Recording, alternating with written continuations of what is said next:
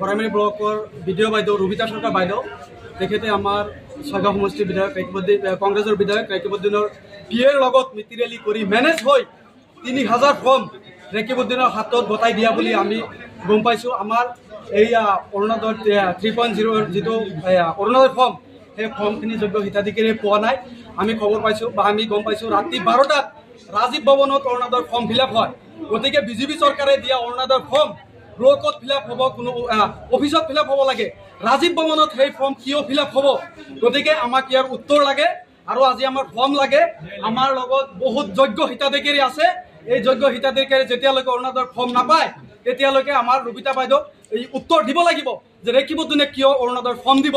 আমি ফৰ্ম যোগ্য হিতাধিকাৰী পাব লাগিব আৰু এই অৰুণোদয়ৰ ফৰ্মক কংগ্ৰেছী ৰূপ কিয় দিব, ৰাতি 12টাত ৰাজীৱ ভৱনত কিয় ফিল আপ হ'ব, আমাৰ এইটো উত্তৰ লাগে আৰু আমাৰ ইয়াৰ বিচাৰ লাগে।